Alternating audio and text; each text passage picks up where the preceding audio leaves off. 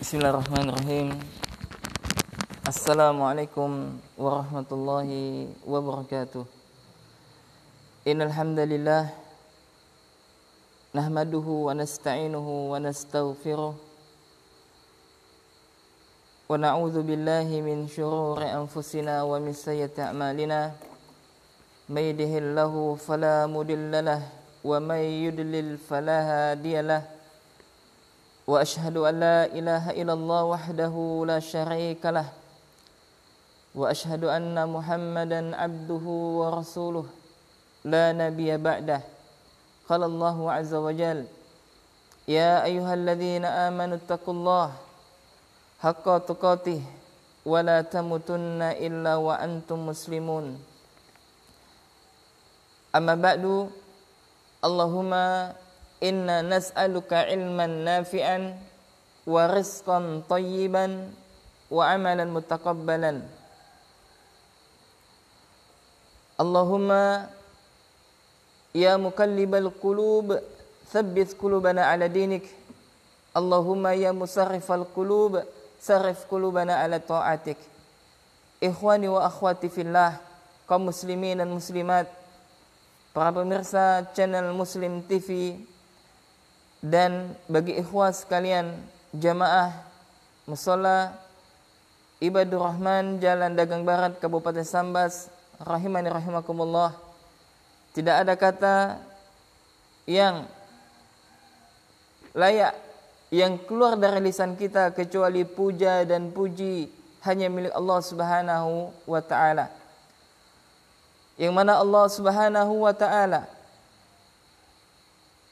masih memberikan kesempatan kepada kita untuk menghirup udara pada pagi hari yang penuh berkah ini, dari setelah Allah Subhanahu wa taala mewafatkan kita sejenak, yakni menidurkan jiwa-jiwa kita, sehingga seorang muslim diperintahkan oleh Rasulullah sallallahu alaihi wasallam ketika bangun tidur untuk membaca doa yang diajarkan oleh Rasulullah sallallahu alaihi wasallam, dengan doa alhamdulillahilladzi ahyana ba'da ma amatana wa ilaihin nusur.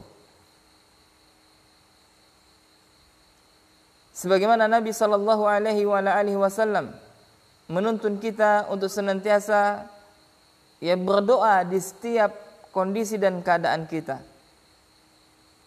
Dan alhamdulillah, segala puja dan puji hanya milik Allah yang telah memberikan kesempatan kepada kita untuk melaksanakan salat subuh secara berjamaah. Kita memohon kepada Allah, mudah-mudahan Allah Jalla wa Ala menerima amal ibadah kita, salat subuh kita yang barusan tadi kita laksanakan, dan juga ibadah-ibadah salat yang lainnya, baik yang sunnah maupun yang wajib. Allahumma amin. Semoga salam dan salawat tetap tercurahkan kepada junjungan Nabi besar kita Muhammad sallallahu alaihi wa ala alihi wasallam, kepada keluarganya, kepada sahabatnya, dan juga kepada umatnya. Dan mudah-mudahan kita semua termasuk di antara umat Nabi sallallahu alaihi wa ala alihi wasallam, umat yang mendapatkan syafaat beliau, yang bisa meminum air dari telaga beliau. Dan mudah-mudahan kita semua dapat bertemu kepada kekasih kita, suri tauladan kita, yakni Nabi kita yang mulia Muhammad sallallahu alaihi wa alihi wasallam. Allahumma amin.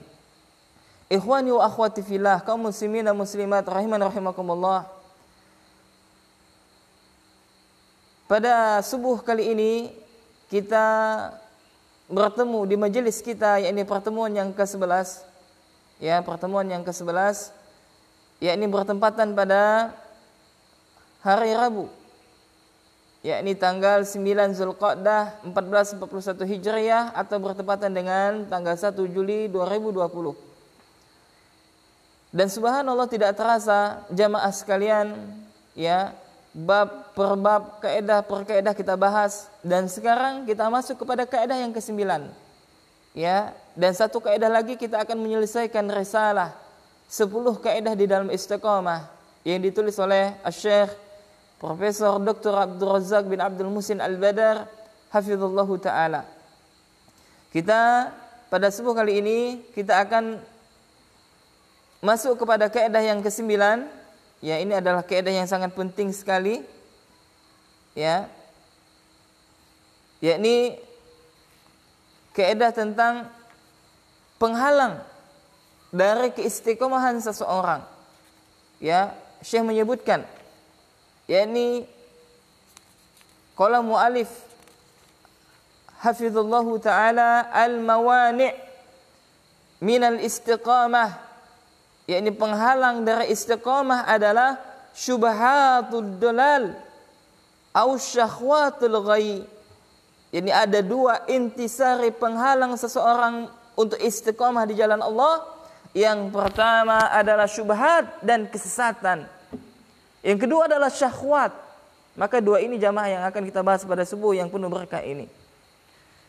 Ikhwani wa akhwati fillah rahimani rahimakumullah. Sedikit sejenak kita mengulang. Ya. Kaidah yang pertama disebutkan oleh Syekh bahwasanya istiqamah, ya, seseorang itu dia bisa sholat, bisa melaksanakan ketaatan kepada Allah, bisa istiqamah di dalam ketaatan di atas tauhid wa sunnah, itu murni merupakan karunia dari Allah Subhanahu wa taala dan anugerah Sang Rabbaniyah. Ini adalah kaidah yang pertama yang beberapa pekan kita bahas. Ya, jadi kaidah yang pertama adalah saya menyebutkan bahwasanya ya istiqamah itu merupakan karunia dari Allah Subhanahu wa taala dan anugerah Sang Rabbaniyah. Ya, tidaklah seseorang diberikan karunia ketika dia bisa melakukan ketaatan kepada Allah. Ini merupakan suatu nikmat yang paling besar dalam hidup kita. Oleh karena itu ikhwan wa akhwati fillah rahimani rahimakumullah, kapan waktu yang terindah dalam hidup kita? Ya, kapan waktu yang kita merasakan bahagia dalam hidup kita? Ketahuilah, tidak ada waktu yang paling bahagia dalam hidup kita kecuali ketika Allah Subhanahu wa taala memberikan hidayah kepada kita. Hidayah ketaatan. Ya, hidayah mengenal manhaj yang benar, hidayah mengenal akidah yang benar, hidayah mengenal tuntunan ibadah yang benar sesuai dengan yang dicontohkan oleh Rasulullah sallallahu alaihi wasallam. Banyak di antara saudara kita yang mungkin mereka berhijrah, ya, mereka hijrah, akan tetapi mereka belum mendapatkan nikmat sebagaimana yang kita rasakan nikmat sekarang ini. Ini mengenal dakwah yang benar, mengenal manhaj yang benar, mengenal akidah yang benar, sehingga mereka di dalam kebingungan dalam beragama. Ya, maka tidaklah seseorang itu dia bisa istiqamah kecuali murni karunia dan taufik dari Allah Subhanahu wa taala. Ini adalah kaidah yang pertama. Ya, dan Syekh menyebutkan banyak sekali dalil-dalilnya. Ya, bahwasanya hidayah ini mutlak milik Allah. Hidayah ini adalah mutlak di tangan Allah Subhanahu wa taala. Dan Allah itu akan memberikan hidayah ini petunjuk kepada siapa yang Allah kehendaki dari hamba-hambanya, dan juga Allah akan menyesatkan dari kepada siapa yang Allah kehendaki dari hamba-hambanya tersebut. Naam. Kemudian kaidah yang kedua adalah menjelaskan kepada kita bahwasanya hakikat dari istiqamah itu adalah luzumul manhajil qawim wassiratil mustaqim. Jadi hakikat dari istiqamah itu adalah yakni seseorang meniti manhaj yang lurus dan jalan yang lurus. Yakni mereka mentauhidkan Allah Subhanahu wa taala. Mereka menegakkan ubudiyah kepada Allah, mentauhidkan Allah, mengikuti yang dicontohkan oleh Nabi sallallahu alaihi wasallam. Ini adalah hakikat istiqamah. Jadi kalau kita melihat ada di antara saudara kita yang mereka berada di atas manhaj yang benar, manhajus salaf, akidahnya benar, ya, dan dia juga beribadah kepada Allah sesuai dengan tuntunan, maka saksikanlah bahwasanya mereka berada di jalan istiqamah. Begitu juga sebaliknya. Kalau kita melihat ada saudara kita yang dia berada di atas jalan kesesatan, akidah yang sesat, manhaj yang sesat, yang tidak ada tuntunan dari Nabi sallallahu alaihi wasallam, mereka beramal sesuai dengan prasangka, mereka beramal dengan mengikuti kebanyakan manusia. Mereka beramal tanpa dalil saksikanlah bahwasanya sejatinya mereka bukan berada di atas istiqamah. Dan saya menyebutkan beberapa perkataan ulama salaf dari para sahabat, tabi'in, tabi'ut tabi'in, ya, dan orang-orang soleh yang terdahulu menjelaskan makna dari tentang hakikat istiqamah, yakni meniti jalan yang lurus, ya, dan manhaj yang lurus. Apa itu? Yakni seseorang, ya, dia sibukkan dirinya kepada perkara yang diperintahkan oleh Allah Subhanahu wa taala, dan ketahuilah jamaah bahwasanya perintah Allah yang paling besar yakni adalah perintah untuk mentauhidkan Allah Subhanahu wa taala dan menjauhi segala bentuk perbuatan syirik dan sejenisnya, ya. Kemudian kaidah yang ketiga adalah bahwasanya Syekh menyebutkan aslul istiqamati istiqamatul qalbi. Asal istiqamah adalah istiqamahnya hati seseorang. Ya, ini juga sangat penting karena kebanyakan manusia yang mereka sibuk, ya, mereka sibuk memperhatikan zahiriyahnya saja, secara zahir saja, akan tetapi mereka terluputkan untuk membersihkan hati, tazkiyatun nufus, maka sangatlah penting. Ya, maka seorang muslim sangat penting bagi mereka untuk senantiasa membersihkan hatinya. Dari apa? Dari segala dosa maksiat, dari segala bentuk kesyirikan di dalam hati. Ya, maka Allah Subhanahu wa taala mengingatkan kepada kita sebagaimana dinukilkan oleh Syekh, ya, di akhir kaidah yang ketiga ini, yakni firman Allah di dalam Al-Qur'an. Allah Subhanahu wa taala menyebutkan, "Yauma la yanfa'u malun wala banun illa man atallaha biqalbin salim." Yakni pada hari yang tidak ada bermanfaat anak, ya, harta dan anak-anak. Yakni kata Allah Subhanahu wa taala, yakni pada hari, ya, pada suatu hari harta dan anak-anak tidak bermanfaat. Illa man atallaha biqalbin salim, kecuali orang yang menghadap Allah dengan hati yang salim, hati yang selamat, hati yang jauh dari kesyirikan, hati yang jauh dari amalan bid'ah, hati yang jauh dari kelalaian, hati yang jauh dari perkara syubhat, dan juga hati yang jauh dari perkara syahwat. Maka 5 hal inilah apabila tidak ada dalam hati kita, maka menandakan hati kita itu bersih, menandakan hati kita itu bersih. Dan barang siapa yang hatinya diberikan karunia oleh Allah Subhanahu wa taala kebeningan hati, yakni Allah jauhkan dari berbagai penyakit hati. Ya, semisal apa penyakit hati? Yakni riya wal yazubillah, kemudian sum'ah, kemudian ujub, kemudian takabur, kemudian sombong, kemudian meremehkan orang lain, kemudian merasa dirinya paling baik di antara orang yang lain, waliyazubillah, kemudian dengki, ya, dan berbagai macam faktor dari penyakit hati. Maka hendaklah seorang muslim ataupun muslimah dia berusaha untuk senantiasa mensucikan hatinya. Naam. Kemudian kaidah yang keempat, ya, kita merujuk sejenak, ya. Kaidah yang keempat adalah saya menyebutkan al-istiqamatu al-matlubatu minal abdi hiya sadad. Ya, maka kaidah yang keempat ini adalah istiqamah menuntut seseorang hamba untuk as-sadad. Mana as-sadad? As-sadad yakni dia berusaha mengikuti yang dicontohkan oleh Nabi sallallahu alaihi wasallam. Dia berusaha beramal sesuai dengan tuntunan Nabi sallallahu alaihi wasallam.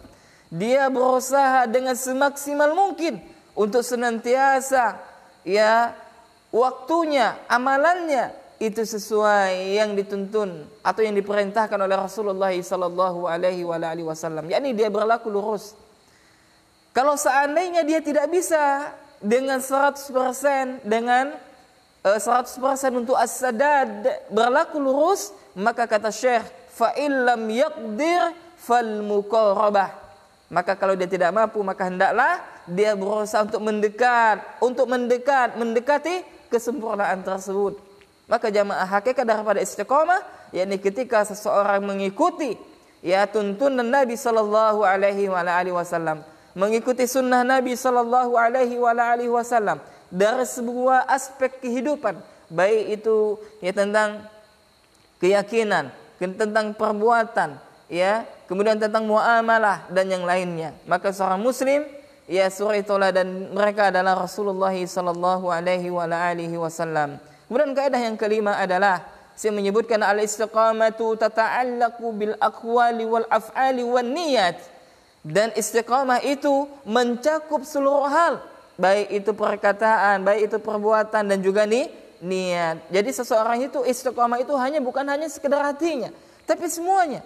Ya, perkataannya istiqamah, tidaklah dia berkata kecuali yang baik. Kemudian perbuatannya juga istiqamah, tidaklah dia berbuat kecuali hal yang baik. Dan juga hatinya juga pun istiqamah, tidaklah hatinya kecuali senantiasa ikhlas semata-mata karena Allah Subhanahu wa taala ketika dia menegakkan ubudiyah kepada Allah Subhanahu wa taala. Kemudian kaidah yang keenam adalah Syekh mengatakan la takunul istiqamah illa lillahi wa billahi wa la amrillahi. Dan istiqamah itu tidak akan tegak ya kecuali atas pertolongan Allah Subhanahu wa taala, kemudian dengan Allah Subhanahu wa taala, dan di atas perkara Allah. Dan ini juga sudah kita jelaskan pada pertemuan-pertemuan sebelumnya.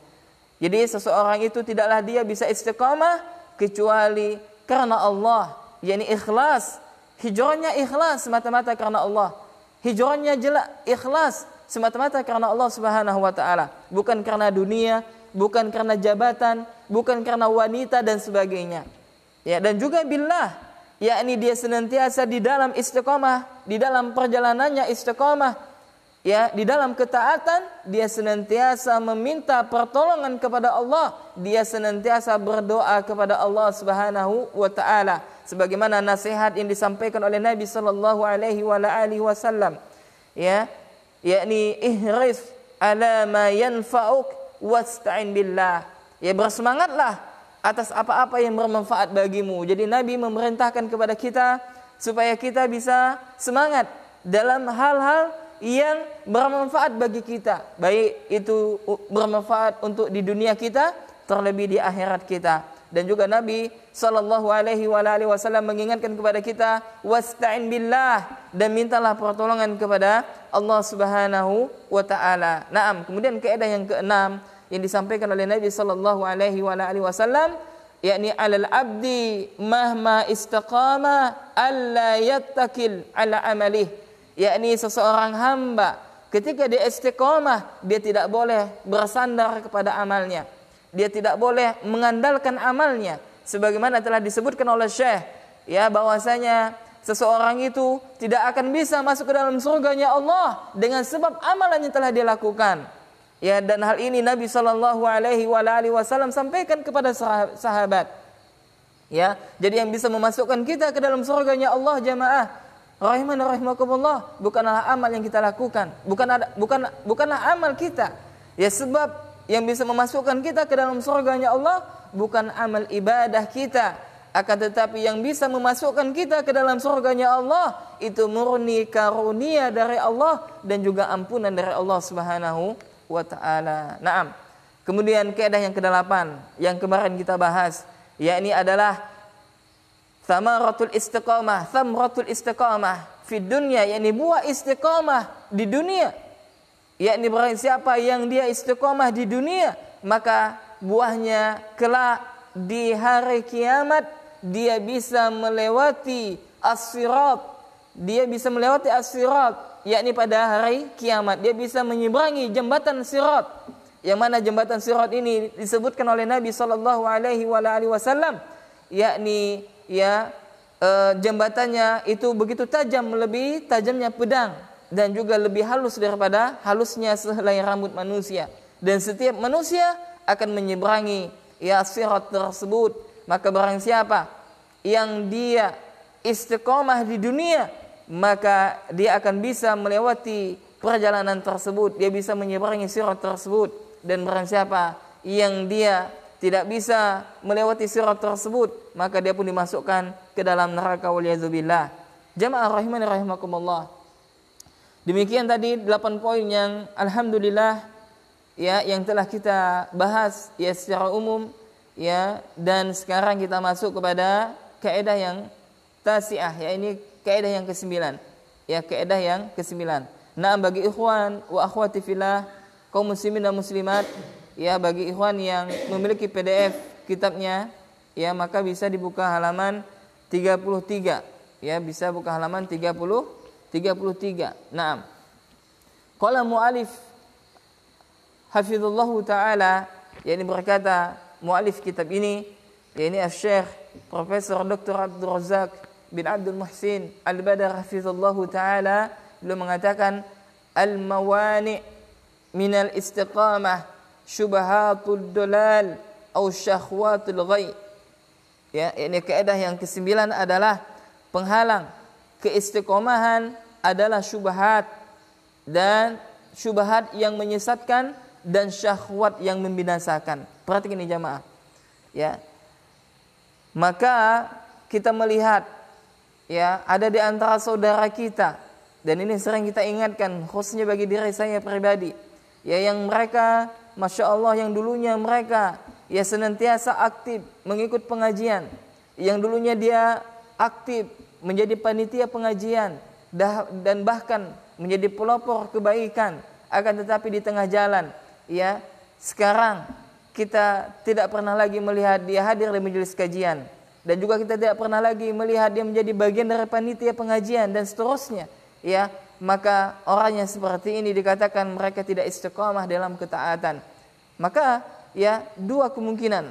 Pertama, kemungkinan dia terkena syubhat, dan yang kedua kemungkinan dia mengikuti hawa nafsu yang membinasakan. Waliyazubillah. Oleh karena itu jamaah, ketika kita hendak meniti jalan istiqamah, maka hendaklah kita menjauhi sejauh-jauh mungkin dua sebab seseorang tidak akan bisa ya untuk istiqamah di jalan Allah Subhanahu wa taala. Yakni yang pertama adalah syubhat. Yang pertama adalah syubhat. Apa itu syubhat? Ya, syubhat adalah sebagaimana Nabi sallallahu alaihi wasallam jelaskan kepada kita, yakni ya, syubhat itu adalah sesuatu hal yang samar. Ya, seseorang itu dia tidak bisa membedakan mana yang benar dan mana yang salah. Maka ini adalah syubhat. Ya, dalam sebuah hadis ya disebutkan oleh Al-Imam An-Nawawi rahimallahu taala dalam kitabnya Hadis Arba'in An-Nawawiyah, hadis yang ke-6 dari sahabat yang mulia Nu'man bin Bashir radhiyallahu taala anhu, Nabi sallallahu alaihi wasallam bersabda, "Innal halala bayyinun wa innal harama bayyinun." Sesungguhnya halal itu telah jelas dan haram itu telah jelas. Wa bainahuma umurun mushtabihatun, dan di antara keduanya, kata Nabi sallallahu alaihi wasallam, terdapat perkara yang syubhat. Perhatikan jamaah. Jadi Nabi sallallahu alaihi wasallam menjelaskan bahwasanya halal itu telah jelas, haram itu telah jelas, yakni kehalalan sesuatu itu sudah jelas dan juga keharaman sesuatu itu telah jelas. Akan tetapi di antara keduanya itu terdapat yakni perkara yang samar. Apa itu? Yakni syubhat. Ya.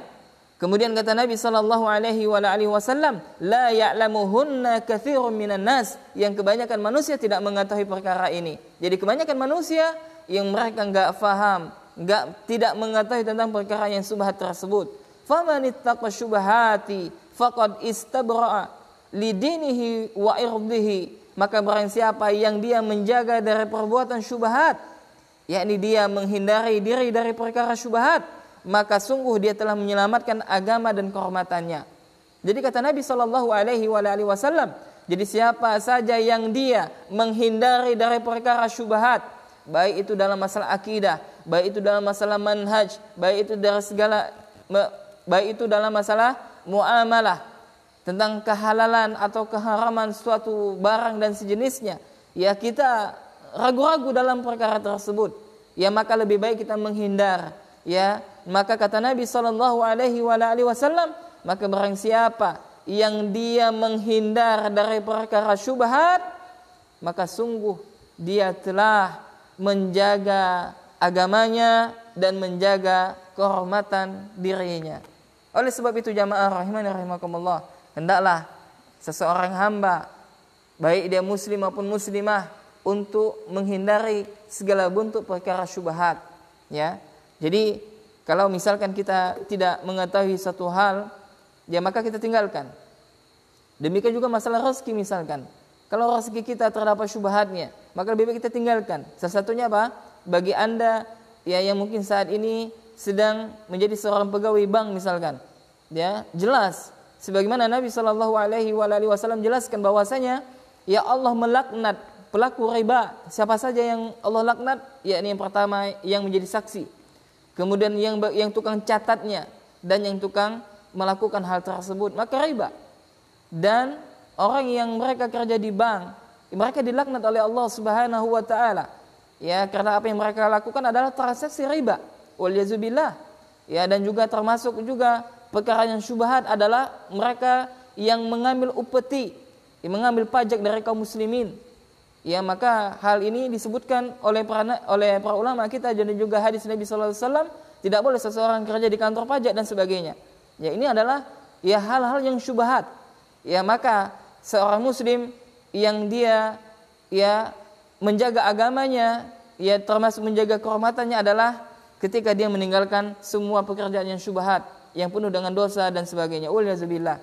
Ya, maka subhanallah banyak di antara kisah-kisah ikhwan ya yang mereka hijrah ya dari pegawai bank menjadi seorang pedagang. Begitu seterusnya. Ya, karena ya dalam masalah maisha ini sangat penting tentang kehalalan atau keharaman ya rezeki yang kita makan. Kemudian jamaah sekalian rahimani rahimakumullah, kita melanjutkan. Jadi kata Syekh ya, tadi tentang masalah syubhat, kemudian masalah syahwat ya, satu lagi syahwat. Jadi syahwat itu adalah sesuatu hal yang melekat pada manusia. Ya, dan juga kepada binatang. Ya, binatang Allah ciptakan, ya Allah berikan dia syahwat tapi tidak Allah berikan dia akal. Ya, ada otaknya tapi dia tidak berakal. Itu adalah binatang. Kalau manusia Allah berikan otak dan berfungsi otaknya, dan juga Allah berikan dia syahwat, hawa nafsu. Sedangkan malaikat ya Allah Subhanahu wa taala tidak berikan mereka hawa nafsu. Ya, maka hawa nafsu ini jamaah sekalian rahimani rahimakumullah, itu senantiasa mengajak kepada keburukan. Hawa nafsu sejatinya dia selalu senantiasa mengajak kepada keburukan. Ini sebagaimana dikatakan oleh Nabi Yusuf alaihi salam, ya sebagaimana Allah nukilkan dalam Al-Qur'an surah Yusuf ayat 53. Ya, yakni Allah Subhanahu wa taala berfirman, "Innan nafsa la'ammaratun bisu'i illa ma rahima rabbi." Ya, sesungguhnya nafsu, yakni jiwa, hawa nafsu itu selalu senantiasa menyuruh kepada kejahatan kecuali nafsu yang dirahmati oleh Tuhanmu. Ya, jadi hawa nafsu kita itu ya selalu senantiasa mengajak kepada kebinasaan. Ya, namanya hawa nafsu. Yang mengajak kepada sesuatu hal yang disenangi hawa nafsu. Nah, orang yang senantiasa mengikuti hawa nafsunya, ya maka mereka adalah orang yang tidak akan bisa istiqomah di dalam ketaatan kepada Allah Subhanahu wa taala. Naam. Kemudian kata Syekh, ya, Syekh hafizallahu taala mengatakan, "Fasyubhatu wasyahwatu kawatiun wa mawani'un saddatun 'anil istiqamati." Ya. Maka syubhat dan syahwat itu adalah penghalang, yakni pemutus, ya, dan penghalang yang dapat memalingkan seseorang dari istiqomah. Ya, jadi syubhat dan syahwat itu adalah pemutus dan juga penghalang bagi seseorang dari istiqomah. Wasairu ala siratillahil mustaqim yamurru fi sayrihi bistimrar bisyubhatin wa syahwatin tasrifuhu wa tahrifuhu an siratillahil mustaqim. Kemudian kata Syekh, jadi orang yang mereka berjalan menepaki jalan yang lurus, ya ketika seseorang yang dia berusaha untuk berjalan di jalan yang lurus, ya maka pasti di dalam perjalanannya tersebut dia akan menemui ya syubhat dan syahwat, ya yang mana syubhat dan syahwat ini terus berulang-ulang ya menghadapi dirinya, atau dia akan berulang-ulang terus bertemu dengan syahwat dan syubhat, ya sehingga ia dapat memalingkan dan membelokkan dirinya dari jalan yang lurus. Ya, jadi kata Syekh, ya bahwasanya terkadang ketika seseorang yang dia berusaha dengan semaksimal mungkin untuk istiqomah, maka terkadang dia bertemu dengan jalan, yakni perkara syubhat, atau jalan yakni perkara kepada syahwat. Kemudian kata Syekh, fakullu man yanharifu 'anil istiqamah imma ayyan harifa anha bi syahwatin aw bi syubhatin wa syahwatu fasadun fil amali wa syubhatu fasadun fil ilmi. Nah, ini perhatikan ini jamaah. Ini Masya Allah ini. Jadi kata Syekh, ya, semua yang menyimpang dari istiqamah. Jadi setiap orang yang menyimpang dari jalan istiqamah itu sebabnya karena yang pertama adalah karena apa? Syubhat. Dia termasuk kepada dalam lubang syubhat. Dan yang kedua adalah dia terjerumus ke dalam lubang syahwat. Jadi orang itu ketika dia keluar dari jalan istiqamah sebabnya dua. Pertama adalah syubhat dan kedua adalah syahwat. Oleh karena itu saya mengatakan wasyahwatu fasadun fil amal. Syahwat itu merusak amal. Ya, syahwat itu adalah merusak amal. Dan sedangkan wasyubhat fasadun fil amali. Fasadun fil ilmi, ya, wasyubhatu fasadun fil ilmi. Ya, dan sedangkan syubhat dia akan merusak ilmu. Ya, subhanallah, ini jamaah. Ini keadaan yang sangat bagus.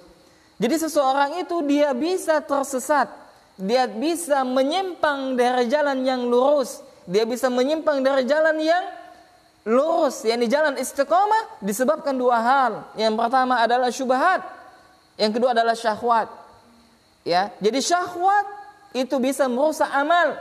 Kita lihat ketika ada orang yang menuhankan hawa nafsunya, kita lihat mereka tidak pernah melakukan ketaatan kepada Allah.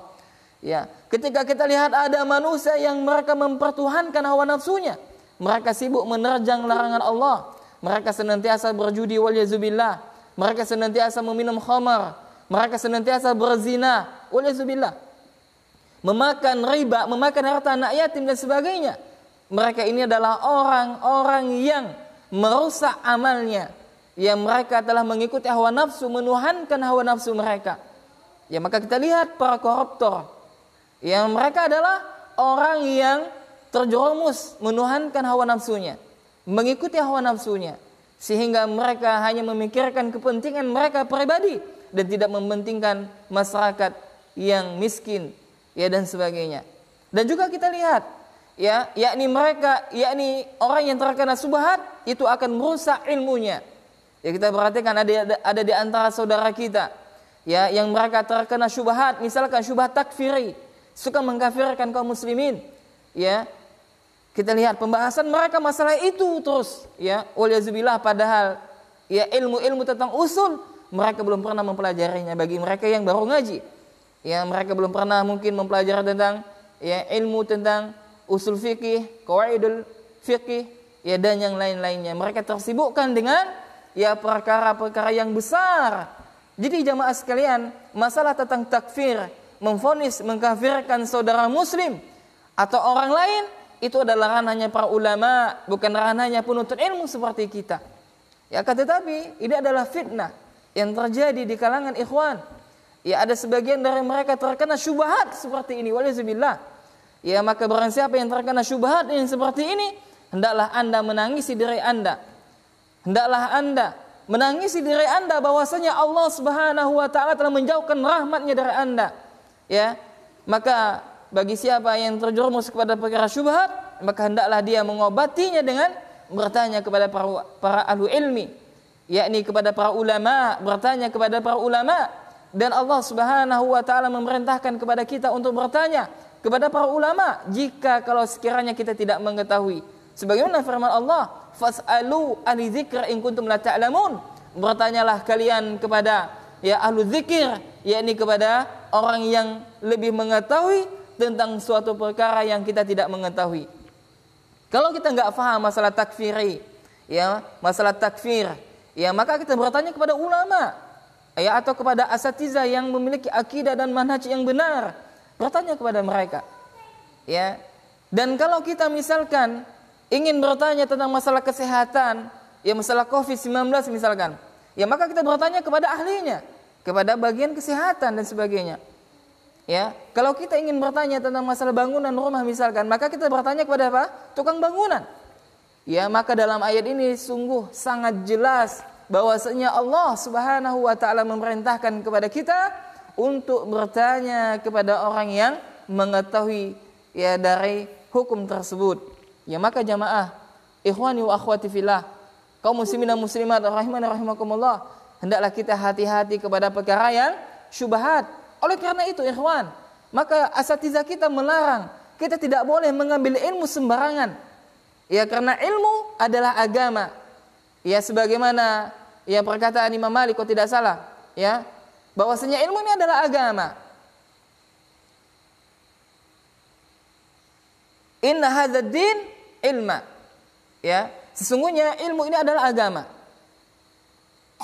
Ya, sesungguhnya ilmu ini adalah agama.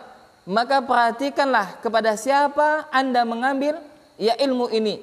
Ya, maka ya kita tidak boleh belajar kepada ahlu bid'ah. Kita tidak boleh belajar kepada mereka yang memiliki akidah yang menyimpang. Supaya apa? Supaya kita terhindar dari syubhatnya. Waliyazubillah. Ya, supaya kita terhindar dari syubhatnya.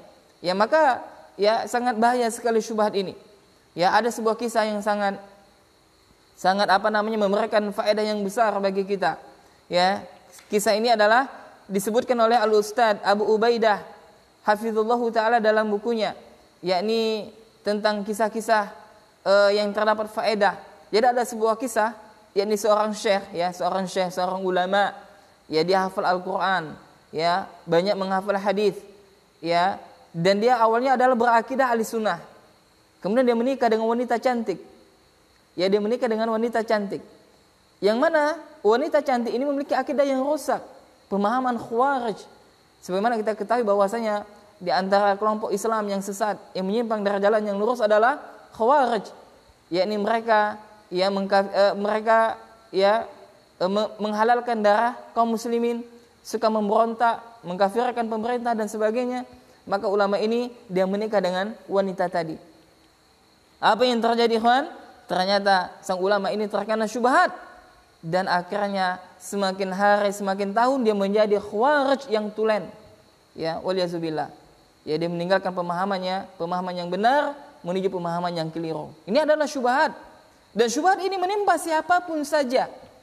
Ya, maka kita hati-hati. Maka sebagian ulama dulu mereka enggak mau sama sekali mendengarkan ahlu bid'ah berbicara tentang masalah urusan agama. Ya, bahkan sebagian ulama tidak mau mendengarkan bacaan ahlu bid'ah, bayangkan. Apalagi belajar kepada ahlu bid'ah, apalagi duduk bermajelis kepada ahlu bid'ah. Maka ini adalah kaidah kita. Ya, na'am, seperti itu. Kemudian, nah ini ada pertanyaan masuk ini. Baik, kita jawab dulu ya. Kalau bisa tak jawab. Kalau nggak bisa. Pertanyaan Ustadz, bagaimana cara menundukkan hawa nafsu yang mengajak kepada keburukan? Maka bagaimana cara kita menundukkan hawa nafsu mengajak kepada keburukan? Maka yang pertama adalah hendaklah kita ya ingat kepada Allah Subhanahu wa taala. Ya, memperbanyak zikir kita kepada Allah Subhanahu wa taala. Ya, sebagaimana kisahnya 3 orang dari Bani Israel, ya, yang ketika ini disebutkan dalam hadis Riyadhus Shalihin, ya. Ya, ini ada 3 pemuda dari Bani Israel yang mereka sedang berjalan, ya, kemudian mereka kehujanan. Kemudian setelah itu mereka masuk ke dalam gua dan tidak sengaja pintu gua tertutup dengan batu yang besar. Maka salah satu di antara ya ketiga pemuda ini, ya, mereka mengatakan kalau seandainya kita tetap di sini, ya, dan kita tidak akan keluar dari gua ini, maka tentu saja kita akan mati. Maka hendaklah kita bertawasul, ya, yakni berdoa kepada Allah dengan amal soleh kita. Maka ini boleh bertawasul, ya, yakni dia ya berdoa dengan amal soleh, mengandalkan amal solehnya. Maka berkatalah salah satu di antara ketiga ini, ya, dia mengatakan, ya Rabb, sesungguhnya ya Rabb, aku memiliki seorang saudari wanita yang mana aku sangat mencintainya. Maka satu ketika sang wanita ini ya perlu bantuanku ya Rabb, maka aku pun membantunya dengan syarat dia menyerahkan ya kehormatannya, yakni dia ingin hendak berzina kepada saudaranya tersebut. Maka akhirnya terjadilah satu kesepakatan dan saudaraku tersebut mensetujuinya, dan akhirnya mereka pun berduaan di dalam sebuah kamar yang tidak ada penghalang dia kecuali dia, wanita tersebut, dan Allah Subhanahu wa taala menjadi saksi kepada mereka. Maka dia mengatakan, ya Rabb, ketika aku sudah berada di atas wanita tersebut yang tidak ada satupun yang bisa menghalangiku kecuali apa? Rasa takutku kepadamu. Maka sang wanita itu mengatakan, wahai saudaraku, takutlah engkau kepada Allah. Maka subhanallah, dia mengatakan, ya Rabb, maka ketika itu aku pun gemetar badanku. Bayangkan ikhwan, ya subhanallah, dia hendak berzina, sudah di depan mata. Ya, tidak ada orang yang melihat, yang ada hanya dia, wanita, dan Allah Subhanahu wa taala. Lalu sang saudaranya mengatakan, wahai saudaraku, takutlah engkau kepada Allah. Maka badannya gemetar, subhanallah. Bagaimana? Ketika itu sudah memuncak hawa nafsu, maka dia mengatakan, ya Rabb, maka aku tinggalkan wanita tersebut ya karenamu ya Rabb. Kalau sekiranya engkau menerima amal ibadahku, maka bukakanlah pintu ini. Maka yang pertama adalah ya kita memperbanyak mengingat Allah Subhanahu wa taala supaya kita bisa menundukkan hawa nafsu kita. Ya sebagaimana kisahnya Nabi Yusuf alaihi salam. Ya sebagaimana tadi telah kita nukilkan perkataan Yusuf, ya bahwasanya sejatinya ya hawa nafsu itu selalu mengajak kepada keburukan kecuali mereka yang dirahmati oleh Tuhanku, kata Nabi Yusuf alaihissalam. Kemudian yang kedua adalah hendaklah kita memperbanyak kematian, pemutus kelezatan. Ya terkadang seseorang itu ya dia menuruti hawa nafsunya dikarenakan satu sebabnya. Di antara sekian banyak sebab, yakni di antara satunya adalah mereka lupa dengan yang namanya kematian. Mereka menyangka bahwasanya mereka ini ya hidup di dunia ya bahwasanya lama. Mereka menyangka bahwasanya mereka hidup di dunia ini ya tidak akan pernah mati selama-lamanya, sehingga mereka pun mengikuti hawa nafsu mereka. Ya, maka waliyadzubillah, maka hendaklah kita senantiasa memperbanyak kematian supaya ketika kita hendak menuruti hawa nafsu kita, maka kita bisa menahan hawa nafsu tersebut. Ketiga, yang hendaklah kita berilmu bahwasanya dunia ini hanyalah ya sementara. Ya kita mengetahui ilmu tentang akhirat, bagaimana kenikmatan akhirat, dan juga Nabi Shallallahu Alaihi Wasallam menyebutkan bahwasanya dunia ini adalah penjara bagi orang mukmin. Ya namanya penjara apa yang nggak bebas, ya.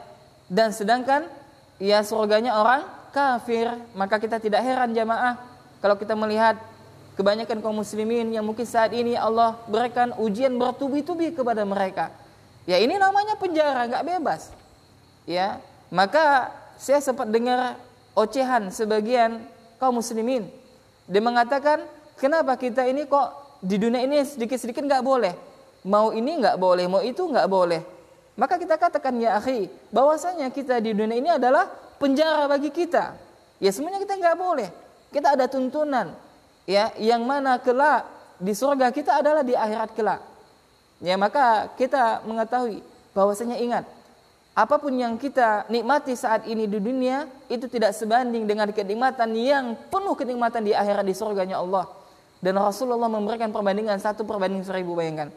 Yakni tidaklah, kata Nabi Shallallahu Alaihi Wasallam, perbandingan kenikmatan surga dengan kenikmatan dunia sebagaimana salah satu di antara kalian yang berada di sebuah samudra laut. Lalu apa?